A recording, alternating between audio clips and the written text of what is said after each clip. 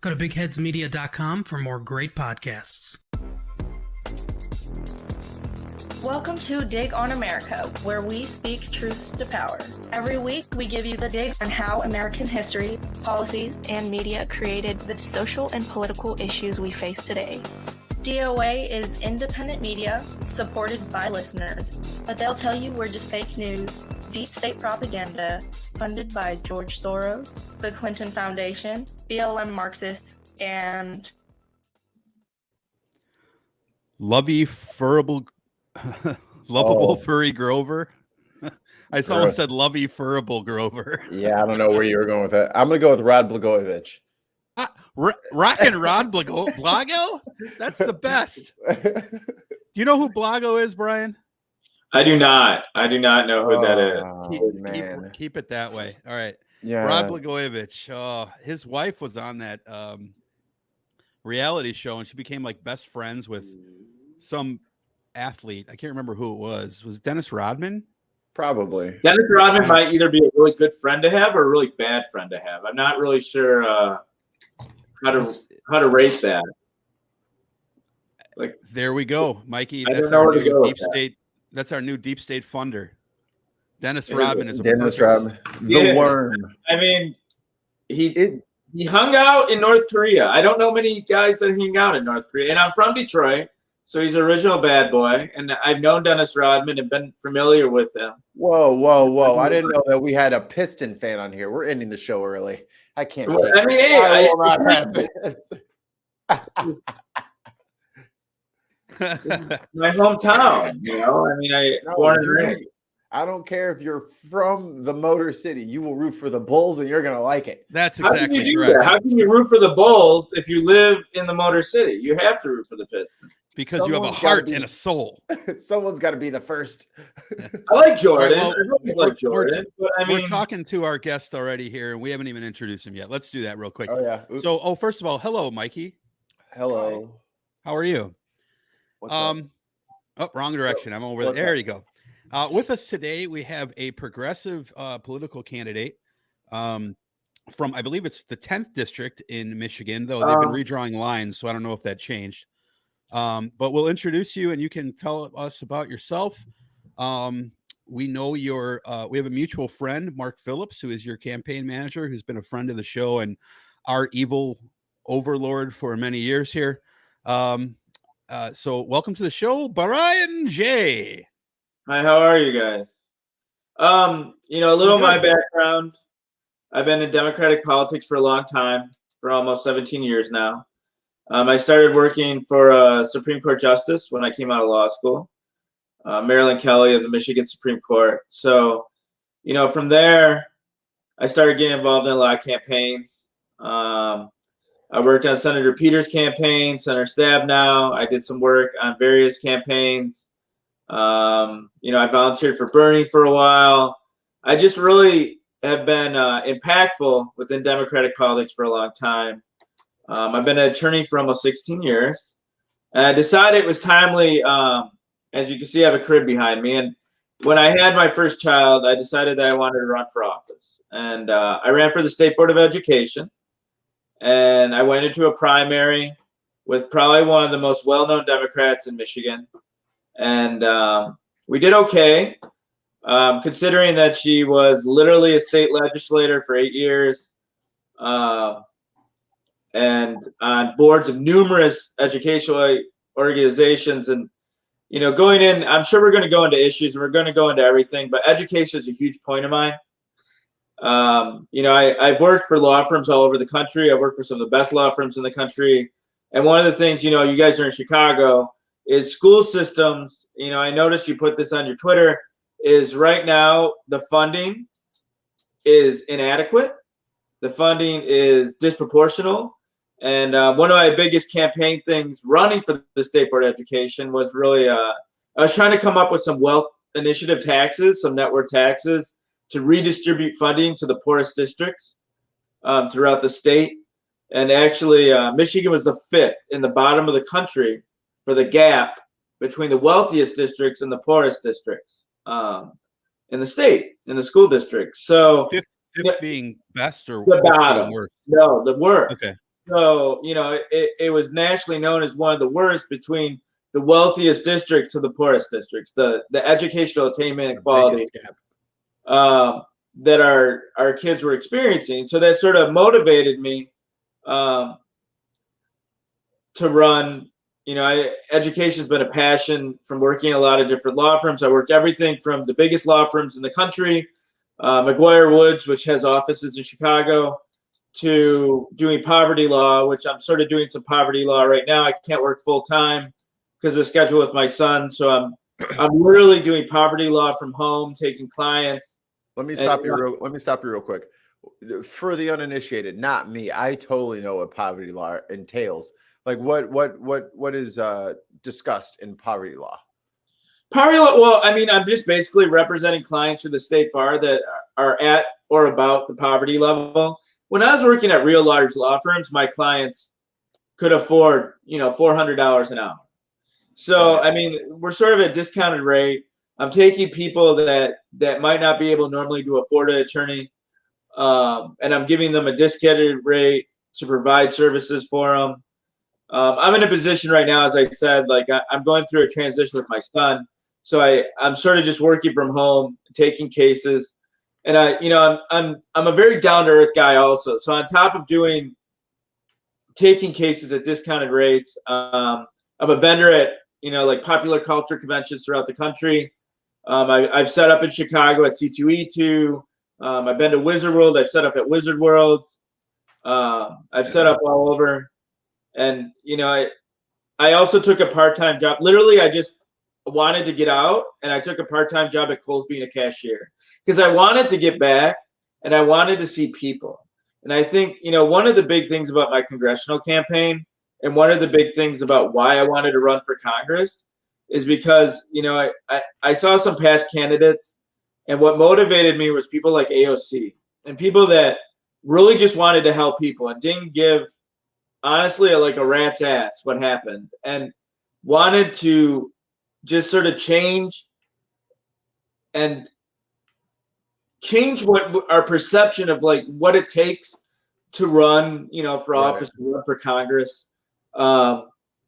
And, I wear many different hats. I do a lot of things. And so, going back to poverty law, it just means I'm taking clients that normally wouldn't be able to afford an attorney. I mean, normally I charge maybe $150, $200 an hour. And then, poverty clients, it's limited. So I can only charge so much because of their assets and how much money they make. Me working like retail, like I like to do a mixture of everything because I really feel that, I mean, I'm a big proponent of a living wage, $15 an hour, and I pay everyone on my staff at least that. And I literally make less just being a cashier. Just, I'm doing some part-time work at Kohl's just because I like to get out and I like to see people. And that's what I want to get across to people when they meet me, is that I'm really just a down-to-earth guy that really just wants to get across and meet people. I mean, my background and my qualifications, you're going to have people that run against me that are political activists that work at these great firms. I've worked at White House level law firms when I was younger.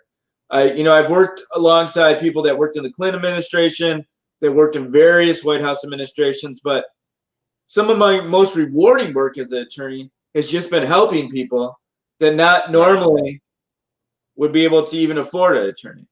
I don't know if that makes sense to you guys. So that's sort of like me in a little bit of a nutshell and who I am, because the reason I wanted to run for office and the reason I ran for Congress is after becoming a father, I saw such disparity in so many issues that I wanted my son and I wanted to be able to raise my child in an environment that everyone has the same opportunities and the same ability to attain what everyone can attain in our country. I don't know if that makes sense to you guys. So yeah. Game number one. So that's all well and good. Okay. But we're going to ask you right now the four most important questions that you've ever been asked in your entire life, Brian. Grab that, and it should be noted, you're the first person ever on this show to literally call us from the crib. I did. So- I'm probably the first guy that's ever had a crib behind him at any interview or any. I love that. It's just like proving to the masses that you are a father. So we're gonna play a game with you. It's called 4 Down Territory. We're gonna ask you 4 questions. You're gonna give us 4 answers, and we will use this as an icebreaker. So let me call that audible that Mikey loves. 26-14 Omaha. All right, Mikey, you get the first question, sir. If money were not an object, where would you retire? San Diego. San Diego. Tell me more. Okay. I go to Comic-Con all the time every year. I really love that city. The city is so diversified. It's been so friendly. I mean, obviously I go there during Comic-Con, so it's sort of like the whole city's taken over by comics and geeks and everything that, if you love comics and popular culture, it engulfs the whole city. And that's part of the city, I think, throughout the whole year. So I definitely have fallen in love with that city, and I love to go back every year. Okay, so that gives me some low-hanging fruit. What is and if the answer to this is I don't do that, I'm going to be very disappointed in you. Okay. What is your A-game cosplay experience at Comic-Con, Wizard World? I've cosplayed a few times as Arrow. I used to be a lot more overweight. I lost a lot of weight, and I wanted to see if I could fit in leather pants. It was like a big thing. So you're overweight, and you went as overweight. No, I was Arrow. not overweight. Oliver Queen, Heavy after Arrow. after 20 cheeseburgers. Here's how Oliver Queen would look. A little bit. So I waited, and I've been setting up at conventions for years. And so when I lost some weight, I got, some outfit off Amazon, and I went and I set up, and I think it did pretty well. Like, it was the only time I've ever worn leather in my life, and I think it went over decently. You don't have to lie to us. Did it make you feel strong? Yeah, It did. It's okay to wear leather every day. So I couldn't find a cosplay booth, so I had an actual bow and arrow. I had to be very careful. Some conventions wouldn't let me. They won't. Wizard World won't let you in. San Diego won't let you in. I did, Motor City somehow. I did get in with an actual bow and arrow, but I don't use it. I wasn't actually trying to fight crime as I was trying to vigilante or avenge anything. Eradicating Detroit of all its nerds. No, I did not. But yeah, I cosplayed as Arrow. That was my big cosplay for a while. You I had a goatee. I literally grew a goatee. I wanted to be Oliver Queen. You probably could do Detroit a service if you were to eradicate the Lions. I don't know if I could eradicate. Those are big guys. I don't know even if Arrow could do Not that. the people, just the team, the entity of the aura that is the Detroit Lions. It needs to go, right? Because it's just You're doing okay. We've watched you guys haven't won a game yet. But, hey, they're giving it their best. That's really. When is this going to end? What year is this going to go away? When do the paper bags leave? I don't know. Since the 80s. It's got sooner or later. Something's got to come through sooner or later. Everybody's going to get sick one day. As a Cubs fan, I feel your pain. I was about to say, hold on. Don't you love the team that literally has only won once since there was indoor plumbing? There's been, they've won. They got to the playoff before. No, I'm talking about the Cubs. The Cubs haven't won since 08. 1908. All right, we broke that. It's over. Mikey, go ahead. I thought you were gonna actually steal my second one, but you didn't, sucker. Since I'm gonna go off the comic thing, if you had your life turn into a comic, in which style would you like it to be drawn in? So a old school Batman or the new Superman stuff, since you sound like a comic guy. Maybe Jim Lee, his stylistic. I don't know if you're familiar with Jim Lee. Yeah. He's very shadowed, and he's very sometimes dark in his pages. I think I would Yeah, I think I would enjoy that. Like sort of like just a flash of me of like appearing and then disappearing, and then something Brian angry. Jaye, candidate, Yeah, Punisher. something No. something angry, but then happy, like trying to resolve something, like something deeper. Like I would like to be like a Jessica Jones character, like someone sort of screwed up but trying to do the best they can. Like I love I go to Jessica the bar. Jones. I think Jessica Jones was sober like 3 times throughout her whole like crime whole fighting run. career. So I mean, someone flawed but someone real. I could dig it. I guess that would be me. Like sort of a darker. I can be dark Right. sometimes. Like So maybe you will go eradicate the lions. All right. I'm gonna take it away from the entire comic stuff because we'll probably we also love the comic stuff, but How dare you? I'm going to bring it. It's going to stay within the nerdy realm. Star Wars or Star Trek, and why? I'm a huge Star Wars fan. I love Star Wars since I was a kid. The classic battle of like just good versus evil. Star Trek is great. I don't have an issue with Star Trek. It's a little bit more I don't know. I would say, I mean, it's almost more political in a lot of realms. And sometimes I like the more simplistic battle of good versus evil. And so you have sort of wait. Are you telling me that Star Trek is political? Dean Cain told us that none of this stuff was political at all until this year. Roddenberry has said that it's political through time. I mean, most of his stories, like even going back to the first biracial Kiss on TV, everything that Roddenberry did, like through the 60s up to the 70s, I think was all political. Yeah. Star Wars, there were political aspects. I mean, but in not the same way. I think Star Wars is just more your classic, discovery of a hero, villains. It's all Messiah story. Yeah. If you take away all the chosen one, yeah, like Neo from the if you take away all of the stereotypical tropes that they threw into their characters. Oh my God. George Lucas had some major issues, George. I'm looking right at you. Yeah, with the Trade Federation and what and was Jar Jar Binks? I mean, they did that with the prequels, so they sort of went into that with the prequels, but I think it threw off a lot of the fan base. I don't think they wanted it, and I think the prequels had this disheartened, view for so many years because they tried to take some of these elements and they tried to add some of these political elements. And, I read a lot of the books. I've read a lot. I mean, I've been a huge Star Wars fan. I had a Star Wars fan club that used to meet at my house. And some of these guys, I mean, hardcore, like they could tell you how many toes a Tauntaun had. So, I mean, when the guys who have the $14,000 Stormtrooper costume, not the one that you get at Party City. No, yes. The more, I mean, I have a huge Star Wars collection. I have some, really rare items. I've been into that for such a long time, and I'm a fan of Star Trek, but Star Wars has always been more of a passion since I was a kid. Do you have a lightsaber, a real one that you can use? I don't have a real one. I've never cosplayed anything Star Wars.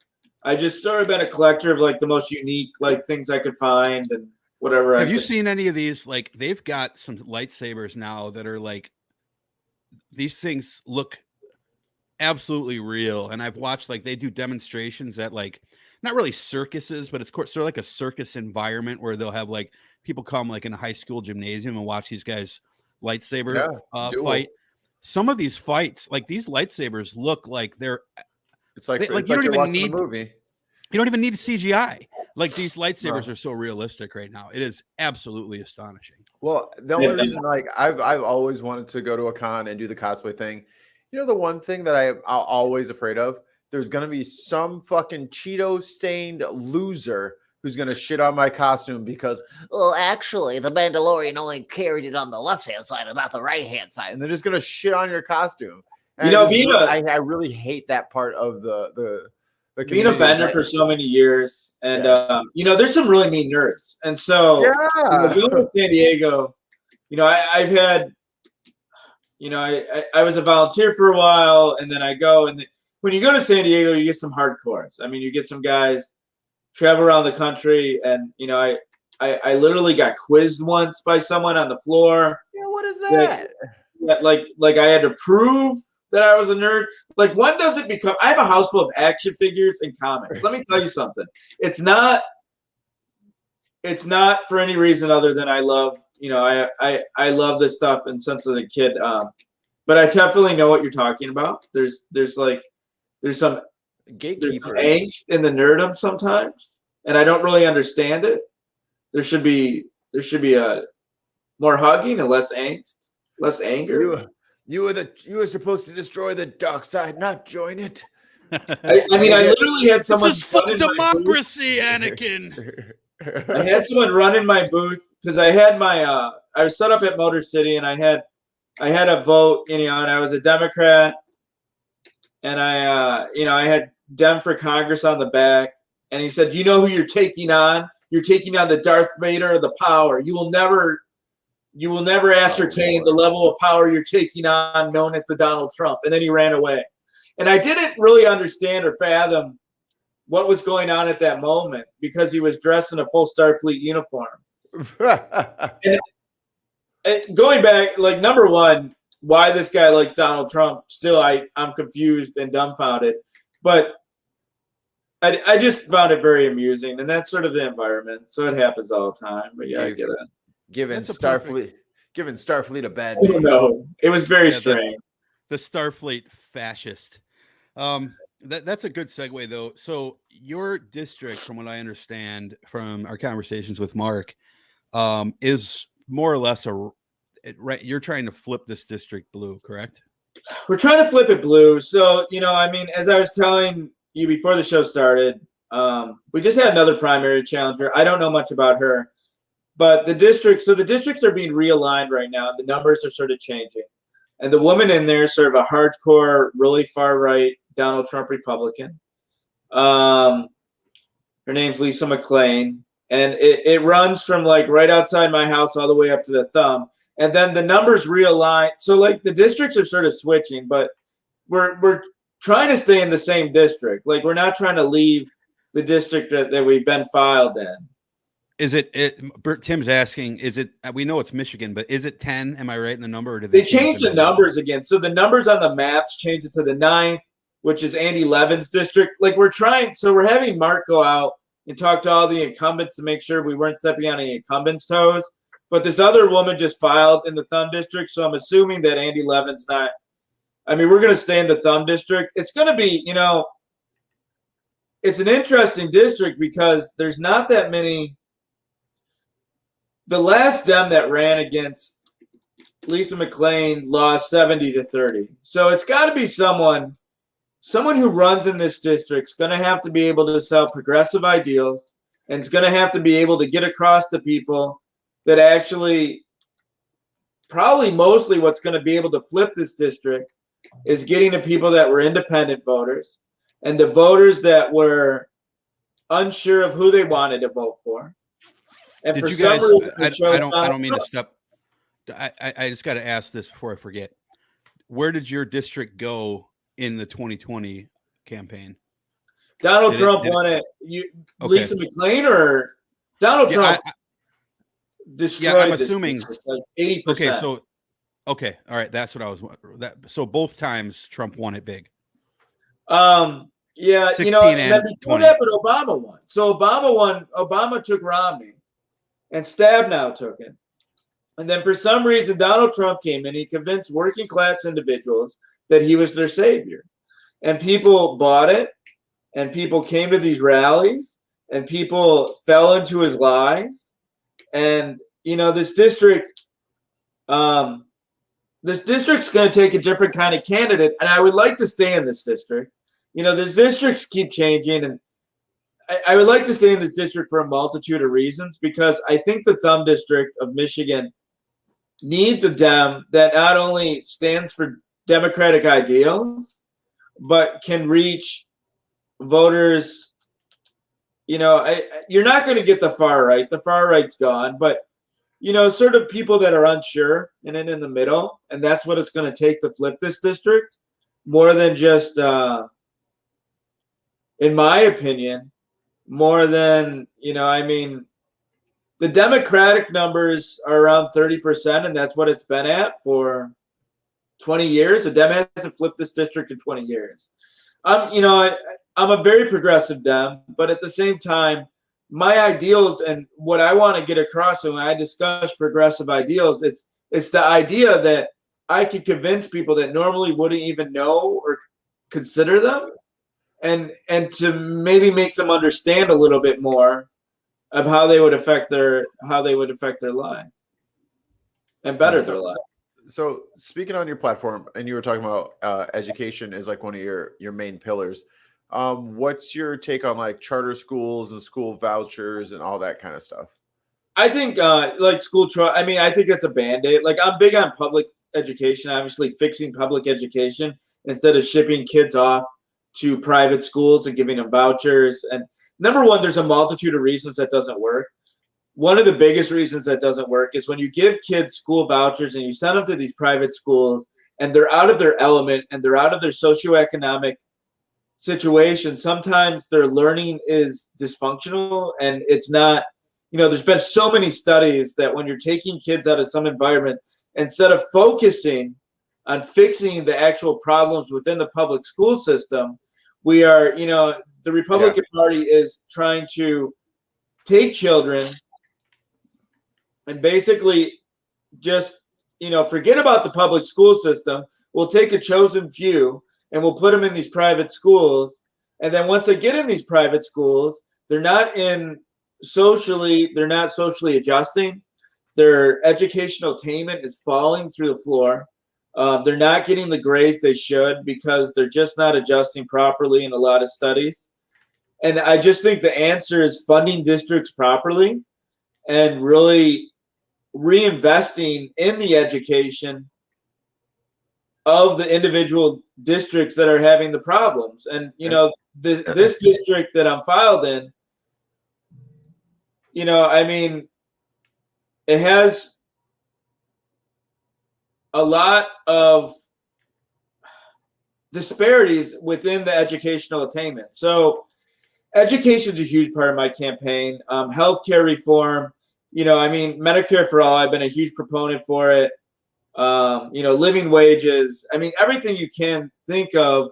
But at the same time, it's really about being able to speak to people, and when I talk to voters, I try to discuss what they've been told by a lot of Republican propaganda as opposed to reality of what these programs are meant to initiate. I don't know. That's my take on it. So definitely when we're talking about school choice, I'm not a fan. I believe that public education needs to be repaired and districts need to be properly funded at every level. That's my opinion on that. Because when I was living in St. Louis, I got bussed out to the county schools for like 2 years. And not only is it not fair to the kids who didn't get to go to that school, who couldn't afford to go to that school, but it's like a fucking 10-hour day because you have your normal school day, but you have to be on the bus for an hour and a half there and back. You know what I mean? Like it's not like, I'm like combined, like you're on the bus driving for 45 minutes to an hour one way. So it just makes that school day that much longer. That just means you have to be up early that much sooner and you can't forget anything because your mom can't bring it in. If you forget your lunch or something like that, you're screwed because it's miles and miles away. And it's a burden on the parents too. It's just such an. I just think that if you have anything like after school or like sports or music, because I've always been in music programs, and it just then you have the activity bus, but the activity bus, well, that runs an hour after your program, so you have to wait on that bus, and then that's going to take even longer because there's traffic now. So you leave for school at 6:20, and you're not going to get home until almost 5 o'clock. And you got to do the same thing tomorrow and the next day and the next day. And that's a long time for a kid, like a 11, 12, 13-year-old. You're getting home at 5 o'clock only if you're not in some after school program or if you have to stay. You can get home. I've seen that kids in those programs get home at 7:30. Yeah, it just depends. I just never been a fan of vouchers. I've just always, the whole campaign when I ran for the State Board of Education has always been really focused on just repairing the public school system and making sure that districts, especially in some of the poorest and most economically impacted districts, were getting the proper funding. And I had different ideas how to come with that. I called one of my taxation programs the Robin Hood Initiative, which was basically led through like a network. Sounds like socialism to me. And I mean, that's fine. Whatever, people are going to call me a socialist. I really don't care, because I consider socialism, the word, whatever, however you want to describe it, more of a safety net. I consider it, I don't consider it something limiting human beings. I consider it something allowing provisions to exist from our government, providing aid to different areas, and alleviating these issues when it's only going to attach, and the taxation is only going to attach to people that probably don't even live in the district. It's not even going to come near to where anyone lives in the district. We're attaching to people in the upper 1% percentile, and you're fixing so many, issues. If it can be done without as much taxation, that's fantastic. But a lot of times, a lot of these programs cannot be initiated, and there has to be some increased taxation. But it's not going to affect anybody that normally would even, that it would even impact. But that's the big lie that the Republicans tell, right? Is like, they're raising taxes on you. They're going to raise your taxes. They're going to say, I want to raise taxes. It's like, do you make $2 billion a year? They're like, well, I might. Well, now I don't know if I want to. You might, like this.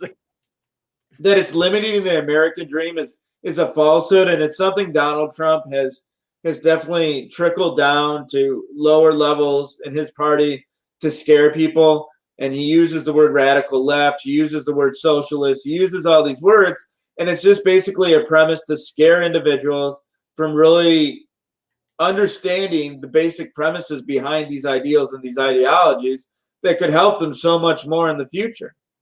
I was gonna be a trillionaire, but then I figured out the lefties were gonna tax me to death. No one's sitting here making $50,000 a year now. Trump didn't. I would counterpunch that slightly, Brian. Trump didn't invent any of that stuff. Red Scares have been around since Bolshevism in the early 1900s. Trump's done a good job of selling it. Right. That's exactly correct. Trump came in and said, look, we're going to ditch that marketing campaign. We're going with this marketing campaign. It's way more harsh and in your face. And like, you would think that the conservative Christian Republican base would be like, no, we're not going for that, like, immoral type of stuff. But they were like, oh yeah, we've always loved this. We're literally living in a world where, if you remember the Jerry Falwell, what was it called? The moral, what was the name of their group? The Silent Majority. No. Oh, Moral Majority. The Moral Majority. Thank you. The Moral Majority was like trying their best to get rid of the Sports Illustrated swimsuit issue in the 80s. Like, they thought it was like soft porn. We don't want kids seeing it at school. And now, because the left has said, hey, you know what, the women, this objectifies women. Now they love the Sports Illustrated swimsuit issue as this icon of Americana that they're vigorously trying to defend. It's amazing.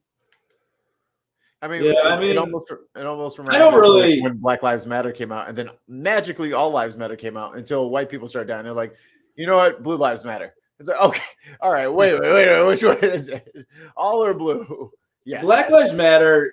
There's so much misunderstanding, and Donald Trump did whatever he could to try to make it some kind of terror organization. These were people that, wanted to organize because atrocities were happening from law enforcement against people of color and people in minority groups. All lives matter. There's confusion. White people have not been suppressed for years. We have not. Like, there's just no. There was no. What? Wait, what? I feel oppressed right now. So I've been a huge proponent. I'm still waiting on my white privilege check. I support reparations. I support so many things within, different minority communities. But really, Donald Trump has scared so many people, and it wasn't just Donald Trump. It's been around before him. But for some reason, he mobilized people, and he just made people angry. And he did it at such a level that he made people actually violent, like to the point if you said you were a Democrat. Anger mixed in this beautiful mix of fear. And when I say beautiful, I mean totally not beautiful. It's this anger, fear, like culture war shit. And that leads me into this question. So here's something that I find interesting and most of my anecdotal evidence for this comes from a combination of talking to people at the church in the business world and on Twitter, especially in Twitter Spaces. And it seems to me that the message of the left is crazy is a far easier pill to swallow for some moderates. I don't understand why. Like that, when it's positioned, like I will bring up something reasonable, like we need single payer healthcare. And this conservative will fire back and say, that's socialism. And the moderate hears, yeah, the guy who came back with no evidence whatsoever and just said it's socialism, he wins the argument because it triggered me. So with that in mind, like, because facts and figures and statistics don't matter. They just say it doesn't work. It's socialism. So with that in mind, like, how do you have a particular strategy in place to be able to have tactful conversations with the right-leaning, the more left-leaning conservatives? That's a very small sliver, but also the moderates, the so-called moderates, and the corporate Democrats who, frankly, don't fucking like progressives at all. They like Republicans better. No, there's not a big, I agree, and my idea, and I talk to people. So when I go out, I take my son out to dinner or lunch, and across the street, which is literally an area that voted 80% Donald Trump, and I talk to people, and I like to talk to people, and I'll talk to everyone from someone who, I talked to this one lady who worked at McDonald's, and I talked to her for like almost an hour, and she voted for Donald Trump. And by the end of our conversation, I guarantee she would have voted for me. But her misconceptions of, she told me, well, they're going to raise all my taxes. Like, nobody's going to raise your taxes. You don't make enough, sweetheart. No one's coming after your taxes. No one's coming after your $8,000 in taxes you pay a year. You're fine. Yeah, like she just didn't understand. And really what I wanted to get across to her is all the ideas and everything that I want to implement and everything I stand for is just so much more on point to what would help her in her life. And, some of her issues, obviously going back to abortion and, we didn't really talk about like LGBTQ rights. I didn't know where she stood on that, but she just said she didn't like abortion. And I was like, well, don't you think you should be able to choose? Do you think that, Lisa McClain should be able to tell you if you're in the hospital, if you can have a procedure? She's like, of course I think I should be able to choose. And so she was confused. Like she's like, well, I don't stand for it, but I think a woman should never not be able to choose. And I think so on a lot of issues, when I'm talking to someone and someone who voted for Donald Trump, I think there's literally Donald Trump parades down my road. Like there's people that set up a Trump unity car, and there's a dude with a drum, and they're parading for Donald Trump when I go to the mall. And so maybe now that someone else filed, they won't look at me like they want to kill me as much. But like that's sort of the environment where I'm at. So I don't know. Like I just want to talk to people and just try to reach them and get to their hearts of what I actually want to accomplish in this campaign and what I actually want to change, as opposed to, number one, Lisa McClain's votes have all been no on everything. Everything she stood for has been against anything. She's fought, to overturn the election results. But then, there's a big flag every time I go to the mall that says Donald Trump still president. These guys believe that. They believe Donald Trump is still the president. I guarantee you there's a store in my mall that sells comic books, Magic the Trading Cards, and Donald Trump paraphernalia. This is a real thing. That's weird. And I don't know how else to describe this. This man has brainwashed human beings. Like, I don't know. So really what we want to do is we want to talk to people, and we want to talk to independent voters that might not even know what's going on, beyond Dem voters, and we hope that we can reach enough Dems to get through the primary situation and get to the general election. They had the Captain America thing is totally against, because go ahead and read that comment for us, Brian. For the audio listeners. We had a Captain America for a Trump rally in Connecticut last week, and I don't think Tim Crystal, Captain America's founder's son, has said that he doesn't want Donald Trump anywhere near Captain America. He doesn't want that symbol even associated with him. And there's so much confusion because Donald Trump is not Captain America. He is the Red Skull. No. I mean, if there's anything, he is not. I mean, he's Hydra. Like he is not Captain America. He is Hydra beyond belief. So I guess I'm just looking at it. Chop off one Trump head, you get another. You do, and there's a bunch of Trump heads. There's a bunch of Trumps everywhere. So you got Sidney Powell over here, Giuliani here. Hey, NSA! If you're listening, we're talking about Hydra from the Marvel series, not literal people saying, "What is wrong with you? You know you're gonna come get us." Can't just be saying chopping off heads. So I mean, so let's talk about healthcare for a minute. What do you think is the best way? I'm assuming you support some form of single payer. Tell us what form of single payer or universal healthcare that you support, and what is your message to get that to get the people in your district to swallow that message without being interrupted by the it's we don't know, it's going to cost too much. I stand with Medicare for all, and I've always stood for Medicare for all. And I think there's a lot of confusion because I think a lot of costs are going to be decreased. Brittany's plan throughout years has set tiers of strategizing people and shifting jobs and elements. But once it's actually implemented, the cost to businesses and the cost to individuals are actually going to decrease. And people are actually going to come out of this and they're going to have more money. Businesses will have more money to operate if Medicare for all went through. Taxation is going to go up. Obviously, the private insurance industry is not a fan, and they're never going to be a fan of it because it's going to change the facet of private insurance because the federal government would take over a lot of the avenues of it.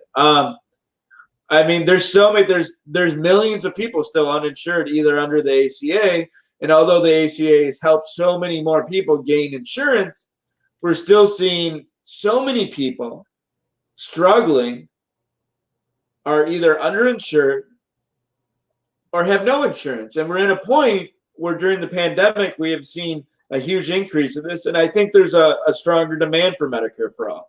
And, I've been campaigning. I was campaigning in some more rural areas and it was a little more difficult.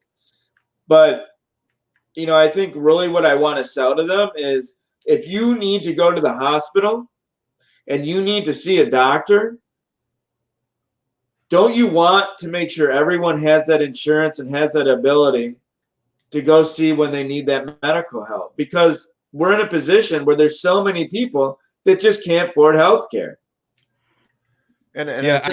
So Harris asked a question. Okay, I'm sorry. Go ahead, Mikey. And one thing real quick on that. And for a lot of people, their employers, they like to use that as a way of manipulating their employees because they're like, well, I really need you to come in because, if you don't come in, your hours won't be enough to really sustain your health care. You know what I mean? They can use that as a bargaining chip against the people as opposed to a supplement to a job well done. You know what I mean? It becomes an additional bargaining piece that is only held by the employer. I don't want real quick, Kay Aris says no plan is going to work without at least liquidating the private insurance industry. And that's kind of what I want to ask you, Brian, is we've had other candidates on the show and there's really not a streamlined message as far as like, everybody says the same thing. Would you say are you more on the side that says, let's get a public option in there and see what happens? Or are you on the side that says, let's basically have the federal government, buy or liquidate? I think there's different ways that you could. I don't think it'll liquidate the whole public insurance industry, but it's going to change the public insurance industry. I've sort of advocated for the federal government to basically take over healthcare, and that's what Medicare for All, stands for in Bernie's bill. I think in negotiations to get it passed through the House, it's been very difficult for Medicare for All to get through the House on a lot of issues because the private insurance industry has so much money and lobbyists and so much influence in the vote. I think it'd be the best benefit. I think a lot of the jobs that would be displaced would be shifted through, the legislation's ideals over the 3-year period, over how job placement will be redistributed and the jobs will be reattained. I really don't think it's going to decimate, because even in England, even though they have a single payer healthcare system, there is still people. You can still get private healthcare if you want. It's a much lower number. I don't think it'll totally liquidate the private insurance industry, but it's definitely going to change the private insurance industry. And there's going to be some people that. Are we losing him there? Did he freeze? I think so. Yeah, he froze for a second there. So we'll he's I hear Brian, something. you froze for a second. Are you back with us? Are you there? I'm here. Okay, so your stream froze up for a quick second there. So here's the thing, and this is where I want to know if you kind of agree with the positioning of this message.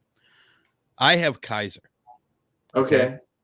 So not only does Kaiser have like 60 different plans, like my wife's old job, her new job, my old job, and my new job, and all in the last 2 years have all had Kaiser.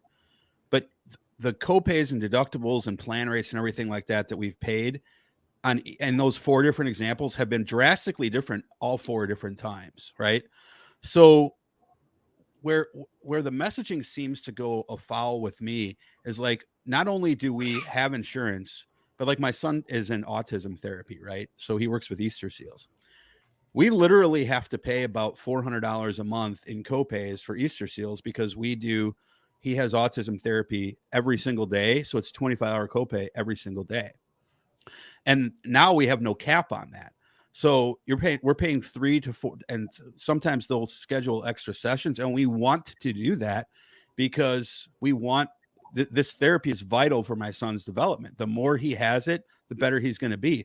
But even with me and her, who we make pretty good money, it's tough to afford an additional $300 to $500 a month payment. Yeah.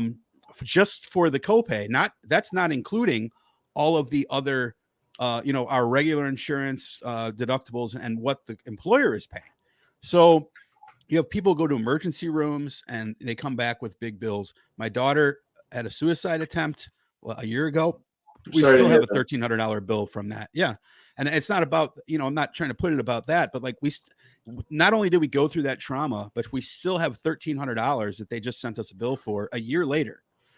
So it's where I think the message gets lost is that we pay more now than we would if we were to take these third parties out of it, because not only one are they for profit, but like I said, I have Kaiser. If I want to go to Dr.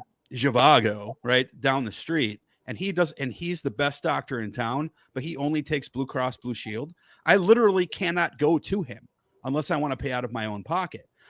And people always tell me I want to be able to choose my own doctor, but you literally can't, because all these insurance companies want you to stay in network. And that's, I think, where the problem is that right now our choice is truncated massively by the fact that we have different doctors who only take different types of insurances, and we don't have any freedom at all. So your thoughts on like, how do we get around that? Like, if you keep public option, that's just going to continue. The pediatrician wouldn't take the insurance that my son was on, and we had to rearrange and we had to change everything out. I mean, I just think alleviating the basic requirements of being within the network of doctors and being able to have choice. And I think if a single payer healthcare system was initiated, I think that there needs to be provisions in there that doctors of choice. Hey, welcome, Tim, friend of the show. So Brian, I want to ask you, so this is an actual question, or not a question, but a comment from a conservative. Okay. He says, Flow State says, so I want you to answer this as you would if you were at a town hall. The federal government, Tim, go ahead, read it. You got to turn your mic on, Tim. After you unmute yourself. Consummate professional. Yourself. No. Oh, he needs a second. Go ahead and read it. I'll read it because you're coughing. Yeah. All right. It says the federal government is terrible at every service it forces people to buy from them. Why would we want more government when everybody hates every service the government provides? Why would we want more government? Because it's going to alleviate so many issues in the long run. I don't think, Medicare for all, I think there should be an opt-out measure. I think if you really don't want to be forced, that you should be able to do what you want. That's the same thing that goes on in England. But I think that just having the federal government handle healthcare, I don't think it's going to be terrible. I don't think it's going to be horrendous. I think you're going to have many people from the private industry come over and work on this program and work in these departments. And I think through the legislation, I think that we can definitely ascertain and get doctors of choice and be able to choose your own doctor. And if everyone's under the same type of healthcare umbrella, that we should be able to go to any doctor that we want and any insurance could be accepted. And we wouldn't have to worry about these, who's in the network and what doctors only take this insurance and what doctors take that insurance. All the doctors would be ascertained in one network. Yeah. Yeah. And just to piggyback on your answer, I think this is important to note. The federal government Flow State might have a point in some ways. The government's kind of a clusterfuck, but one thing they're really fucking good at spending money is paying money. Have you ever not gotten a tax return? No. Right? Like they're very good at paying their bills, right? And people might say something like that, what Mikey just said, oh, well, in 96, I didn't get my taxes. Okay, but in 97 through 2021, you got it. So like they're at like a 99.9% clip of getting the money to the place where it's supposed to go, paying these things on purpose, or not on purpose, but on time. The federal government is fantastic at paying its bills. So, that's really what the role of an insurance company is to pay the right amount on time. That's really all that they would be doing. Of course, yeah.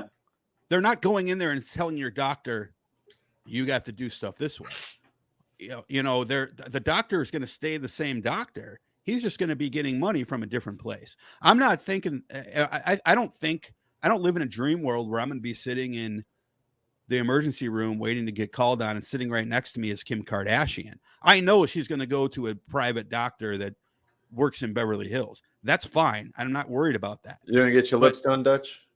I am. And I don't think it's fair for you to bring that up on the show because that was private when I talked about that. So, okay. You didn't say don't say it on the show. You just said don't say it. All right. So, Tim, Brian, I know you only have a few more minutes, right? How much time you got? Whatever your time is that you usually discuss with candidates. So okay, so we'll do this. We'll let Tim get a question in for you, and then we'll play one more game with you, and then you can give everybody all of your links. That sound good? So, Sure. Tim, our failed candidate friend. Oh, can you hear me now? Yes. Okay. He ran for city council and lost to a ham sandwich. I got destroyed. Okay. Let my defeat be a lesson to every Democrat. Let my defeat be a lesson to every Democrat. The Republicans are coming for you, because in the deep blue state of Connecticut, Republicans won all over in town races. They flipped so many town councils in Connecticut. They're coming for you. I have no doubt they're coming. Hey, it's a full house now. So, Tim, what question you got for Brian? So I'm a political scientist. That's my day job. Okay. And I'm currently writing my thesis on campaign finance reform. What are your thoughts on campaign finance reform, and specifically publicly funded campaigns? I mean, are you mostly ascertaining, like corporate PAC donations, or are you talking about? I'm talking about a clean elections program where campaigns are funded primarily by the government.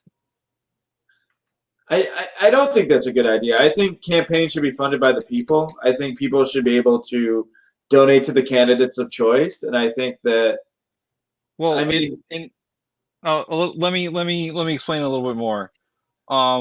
Candidates would get contributions from people, but those contributions would be like a starter for qualifying for a grant from the government to run their campaign, sort of like the way that you can run it for presidential campaigns, because there is a public funding option for presidential campaigns. If you raise a certain amount of money, the government will give you, I think the grant is like $2 or $3 million at this point to run for president. Oh, we in there. Okay. I mean, I don't. I mean, what's your question, Tim? I've never looked into that. Well, I've never been asked about that. My question would be, I guess I don't see a problem with it if it's if it's across the board and it's fair. I mean, I'm not a big fan of large corporations making large donations to one candidate. I don't take corporate donations. But I mean, if we come to a point where a candidate raises a certain amount and then it's sort of like a fair playing ground, I don't see a huge issue with that. I haven't had a lot of time to look into that issue. I've never been asked about that. So, I mean, I guess that's my base answer for that. I mean, if it's fair and if it's been implemented in the presidential elections, and it doesn't just favor one party, I mean, I think that it could be equated and it could be done equally. I haven't had a lot of time to delve into that particular issue to give a really deep response. Well, the logo's in my face. You're the lowest down, so it's okay to put you there. All right. Well, as a candidate running for you're running for a federal office in the legislature? Yeah. I highly recommend you check out the FEC's website and look up how that presidential public financing campaign thing works. Okay. Because it is something that presidential candidates used it up until a certain point when PACs became a thing. And okay. It is something that states are starting to implement in their states. I'm doing my master's thesis is on Maine and Connecticut, where they have clean elections programs for their governors and legislatures, where that keeps out corporate money, it keeps out PAC money, and it evens the playing field for candidates who aren't independently wealthy. I mean, of course, I would love. When he says master's program, he's running for Masters of the Universe. not. So let's and hello, Big Haas. Thanks for joining late. So Big homie, Brian. Yeah. Give us your. Well, actually, first we're going to play a quick game with you, and then we'll have you do that. I almost forgot. All right, so we're going to play our final game. which is called Prank One, Marry One, Snap One. You've probably heard this game in a different form before. We changed it up a little bit. So we're going to give you 3 different people. You're going to give us which one you're going to prank call, which one you're going to marry, and which one you're going to snap. And this is a Thanos snap, so they're being dusted. Okay, so we're just going to make them disappear. Okay. Right. Okay. Yes, so we're not doing the K word because that is against terms of service, and we would never do that on the air. So I will. I've been waiting for this one the whole time because you love Star Trek and you love Star Wars. So I'm going to give you Princess Amidala, Natalie Portman, as your first option. I would marry Natalie. Wait. You gotta hear all 3. Are we done? Yeah, you got. Is that it? No. Is Natalie 3? Like, is she around? All right, guys, bring her in from the backstage. Natalie Portman, welcome to the show. Yeah. So, are you a Star Wars and Star Trek, or just Star Wars? Mostly Star Wars. I like Star Wars and Star Trek. I watched Picard, the newest, season. I like the Next Generation, but I mean, I'm more of a Star Wars fan. Haas, you would know the answer to this if you had been on time. Okay. Oh, we already. No, I'm just kidding. Mikey, give the second one, and then we'll put Haas in. Where'd he go? Come on back, Big Haas. Pay him no mind. Shut your ass up, Dutch. Shut All your right, Mikey, ass you're up. person. That would mean something if I wasn't fucking coming from work, you fucking douche. Yeah, douche. I ain't seen my homie in 100 weeks. Leave him alone. All right, so we have Natalie Portman, Princess Amidala, Mikey, Princess Leia. Ooh, got him. Ooh, Carrie Fisher, Got him. Princess Leia, Like Carrie Fisher, Princess Leia, like Carrie Fisher Princess in Larry. the new trilogy, or Carrie Fisher. Young Carrie Fisher. We're talking Return of the Jedi. I marry her. I'm just gonna marry everybody. Wait, I think we're pretty. You gotta hear all 3, and then you have to pick. I have to hear all 3. There's no easy way out here. You have to snap one of these. You have to marry one, and you have to prank call one. Haas. Okay. Who's your pop Jerry culture Ryan, nerdy? 7 from that's a great 7 of 9. Oh, 7 of 9 from Voyager. Yeah. Okay. Jerry Ryan, Yeah. the wife of former congressman from Illinois. All right, so you have so Brian, you're gonna prank one, you're gonna marry one, and you're gonna snap one. You have Princess Leia, Carrie Fisher, Jerry Ryan, 7 of 9, and Princess Amidala, Natalie Portman. Go for it. Padme. I would yes. I would marry Natalie. I would prank Carrie, and I would have to snap 7 of 9. And you know what? I know she's gorgeous, but I love Natalie's mind on top of her abilities. Yeah, that's what I love about her. She's so intelligent. And I enjoyed some of her movies. So I mean, I don't know how to put it different without violating without totally sabotaging your campaign, right? Okay. Yeah. All right, and so you're snapping Jerry Ryan. All right, perfect. Great. So Brian, you've been it's been a lot of fun. We know you're in Michigan. We'll let you get to bed, but first of all, before you go, give us tell everybody how they can follow your campaign, how they can support your campaign, all your links, that sort of stuff, and any parting shots you got. You can just go on to www.brianjformichigan.com. It'll link you to my Twitter, Facebook. It's BRIANJAYE. Yep, BrianJ4Michigan.com. FOR. The word. Okay. So,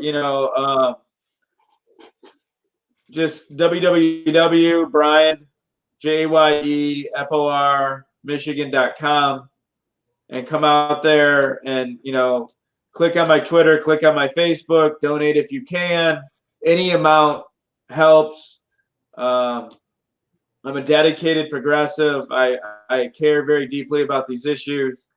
I've been an attorney for 16 years. I'm a down-to-earth guy also, being a vendor at comic conventions throughout the country.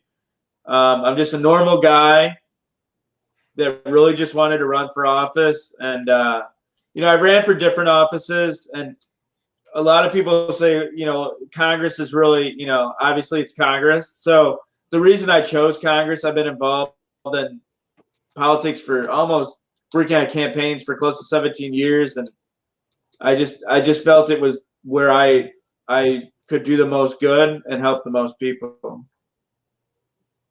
But thank you guys for letting me speak on your program.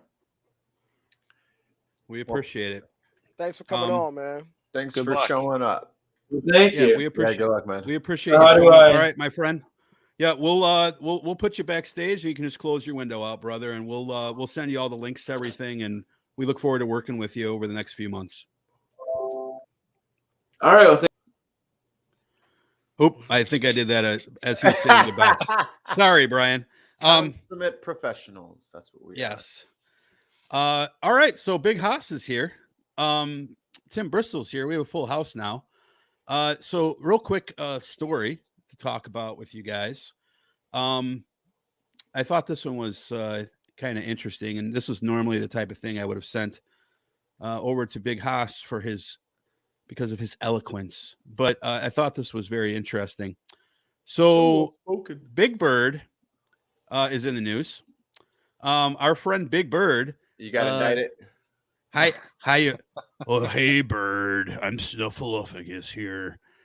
Big Bird is in some hot water. So it says here, this particular article is from NPR. He's a QAnon, isn't he? I knew he was Q. Big Bird ruffled some feathers this weekend by announcing he had been vaccinated against COVID-19. The beloved Muppet tweeted on Saturday that he had gotten the shot, which is newly available for Americans between the ages of 5 and 11. Big Bird has been a fixture of children's television since 1969, but somehow is perpetually 6 years old. My wing is feeling a little. My wing is feeling a little sore, but it'll give my body an extra protective boost that keeps me and others healthy, he wrote. Twitter users sounded off in the comments, with many thanking the character for doing his part and set a positive example. President Biden and the CDC were among those who offered their praise. Others... Yo, real quick. Americans are fucking weird. Yeah. We are. Others not as appreciative. Senator Ted Cruz, of course, said... Templeton who gives a fuck? Templeton the Rat had something to say. He decried Big Bird's tweet as government propaganda. Yeah, because Jim Henson...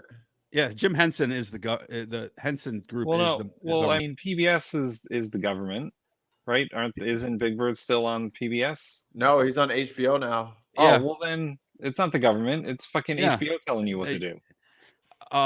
Fox News contributor Lisa Booth accused the Muppet of brainwashing children, while Newsmax host and former Trump advisor Steve Cortez, a fantastic American, slammed the announcement as evil propaganda. Both made false claims that children are not at risk of COVID-19, while most children infected with the virus exhibit only mild symptoms. Experts say vaccines can prevent many infections and reduce hospitalizations, as well as disruptions to schooling. Other commentators denounced Big Bird as a puppet, literally, and a communist.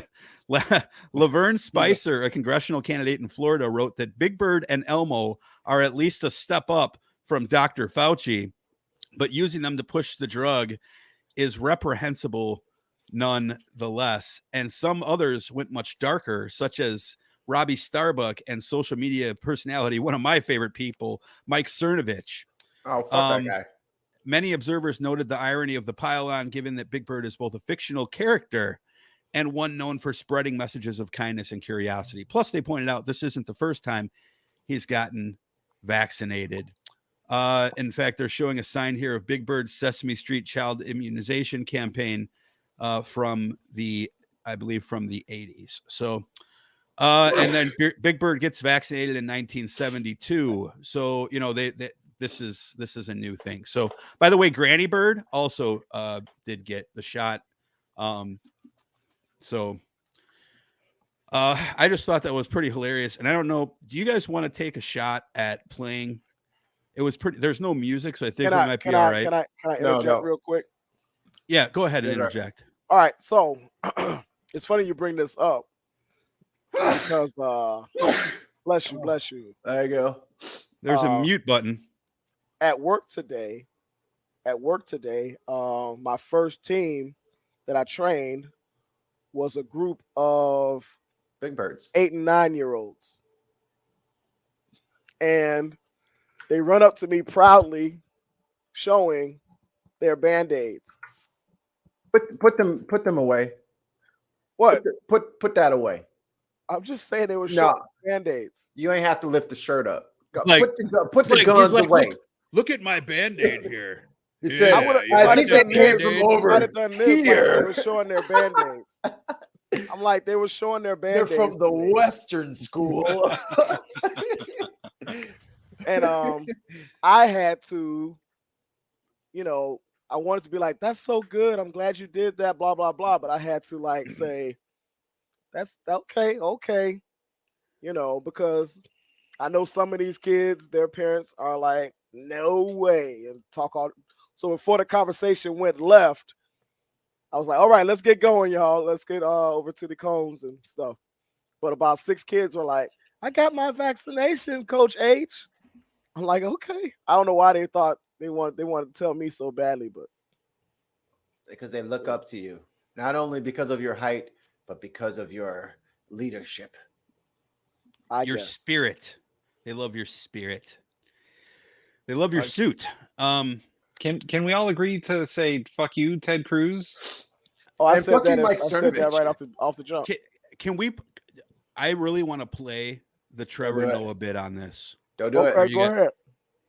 Are you guys down? Dude, just be ready for the I told you so. That's all I got to say. All right, let's take a vote. No. You make the call, but be ready for the I told you so. Big Haas, you make the call. I don't know the context. What are you talking about? Well, there's just else's audio on the live stream, and he's gonna get his fucking demonetized and taken down. There's no gonna be like, oh, but someone else does it, so I should be able to. Look, I know, but what triggers the algorithms usually is the music, right? So it's and there isn't any with this. So I think he cracked the Da Vinci Code, y'all. We good. Go ahead, do what you got to do. Just be ready. I'm gonna go for it. I'm gonna try to find this. So Tim, your thoughts on Ted Cruz as I pull this up, guys.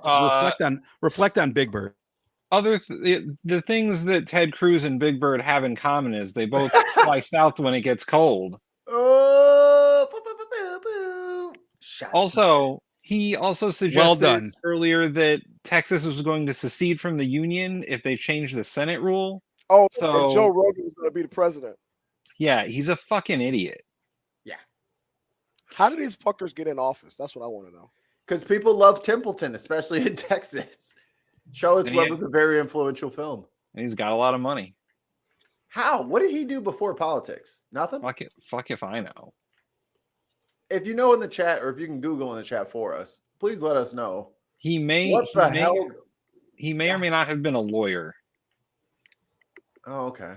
All right. Flow State said, the fact that kids are proud of getting vaxxed sort of proves the propaganda claims. Hold on, right there. Kids have never been proud of getting shots. Hold on. You got kids, Flo? Because my kids, and I know when I was little, when I did well getting my shot, I got my shot and I didn't cry, and I got my, now I won't get the chicken pox, or now I won't get measles or whatever. So I'm not sure of what you mean there. All I have to say is citation needed. Show me where science has proven that kids aren't proud of their shots. You just made that up. And I'm not going to take your false premise and then pretend to answer it. No, you come to me with some actual shit, not some shit that you just made up on the spot. I have anecdotal. Right. I'm terrified of needles. As a kid, they had to hold me down. Hog tie Tim. Time for that measles, just because of that, vaccines are bad, right? Vaccines are bad. Look, this is the thing. HBO made a decision to have Big Bird do this, right? And PBS before them, and like we said, it's not old. That's not new. This is not a new thing, right? Like if it was some new thing, then maybe you could be like, okay, where'd this politics come from? But see, it's not our fault that the right decided to make this political.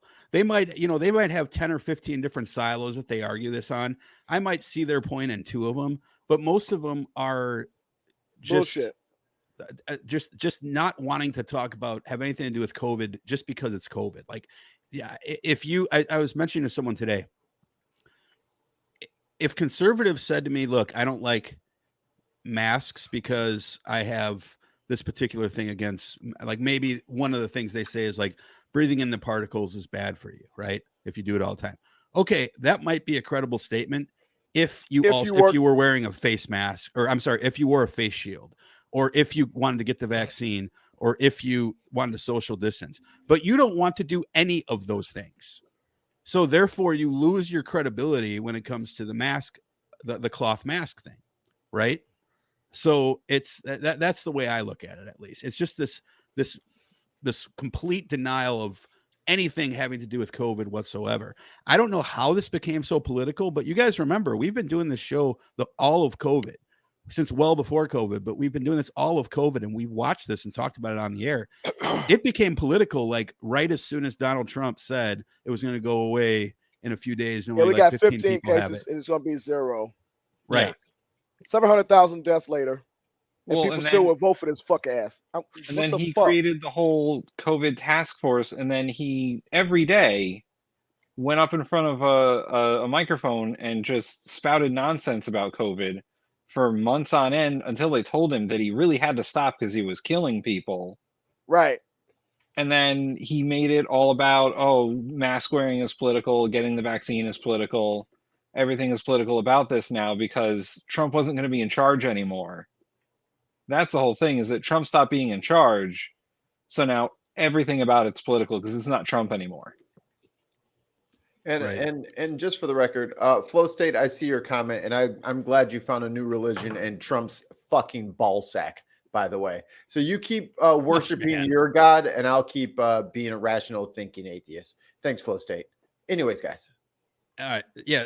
Okay. So here's what here's a suggestion. We got to do the dig. So, and then we got to do the dig, and we got to do the humidor. So if you want, what we can do is we can, I would propose this. We end this stream right now, start another one immediately, and then we'll do the dig on there. We'll do the humidor on there, and then we'll watch the video at the end so as not to mess with Brian. Is that you guys like that solution? End the stream and start a new one up immediately? Up to hey. All right, let's do it. Go ahead. All right, we'll end this stream right now, and then we're going to start a brand new stream immediately just send me the afterwards. Yes. No, Tim, you're not invited back to the next one. So yes, he is. I'm inviting him. All right. Damn, thanks, guys. Dutch. We will see you. Fuck you, Mikey.